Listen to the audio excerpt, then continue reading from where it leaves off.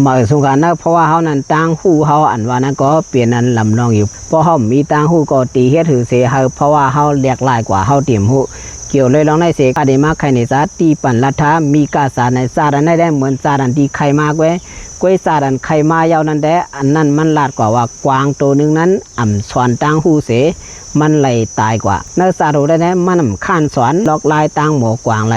มือว่าเขายอบมาลายยาวนั้นมันเอาตั้งหูมันในเสออกป่วนมาตีนันเฮาไรแน่ป้อนนักซาดันได้เหมือนซึ่งหือหลาป้อนในซึ่งมันในแดมข้านสอนไหว้ว่ามันหูตั้งหูมายาวมือว่ามันกวาดถุงหญ้าเหี้ยวนั้นมันออกกว่าซึ่งหือในซึ่งเอามากวาดถ่อมโดยซ้อมกันเมื่อหนังซาดป้วนมานั้นก็ในกออันเป็นหนอรองเสาในเป็นคุณกวางอยู่เป็นคุณกวางเสมันก็สั่งมีกวางแม่ตัวนึงอันเป็นพี่น้องกัน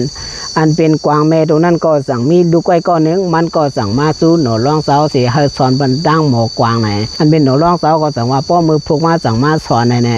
เผื่อว่ามึงเลี้ยงมาแล้วอันเป็นกวางตัวนั้นแดมข้านสั่งมาสอนดังหมออยู่มือสอนก็เข้าเสาสีสอนเมื่อวันหนอรองเสาลาดนี้ก็ถ่อมลีเสสอนมันก็สั่งสอนดังหมอนั้นยาวกว่าอยู่ว่ามันตัวใหญ่มายาวนั้นได้มีตาปอนึงมันสั่งกว่าคำเหี้ยวเหมือนกันเมื่อว่าคำเหี้ยวอยู่นั้นมันก่อมปอกโกกะหือก็ว่ามันมีตางหูไว้ตีเฮ็ดหือออกก็มันหูไว้มันก็สั่งกินเยอะยาอันมีอยู่หิมหอมตีนมันนั่นเสียเกี่ยวเหออ่อนอยู่มันก่อมเตียนสังก็ว่าโปเตียนป้อในสึงอันเปลี่ยนเสือกได้หนึ่งแคนตีหัดตีนมันกานั่นมันก่อมห้องสังก็ว่าโปห้องกวนเขาตีเซียวมาโปกวนเขาเซียวมาป้อในสึงโกกวนเขาอยู่ว่ามันตายหึงเผยนั่นเสียหมอโคคำมาในกวนเขาในสั่งมาอยู่เมื่อว่ากวนเขามาแล้วมันเลยยินเสียงกวนเขาเสีย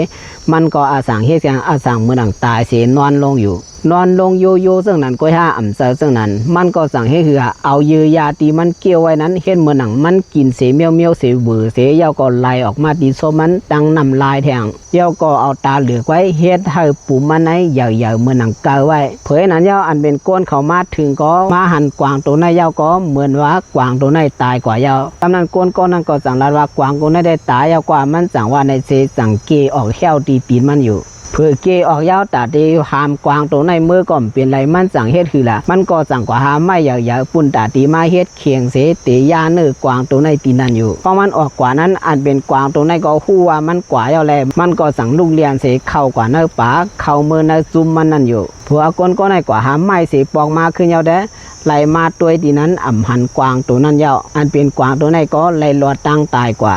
ตีมันหลอดตั้งตายในย้อนสั่งหลับว่าในสิ่งย้อนว่ามันมีตางหูลองกวางไว้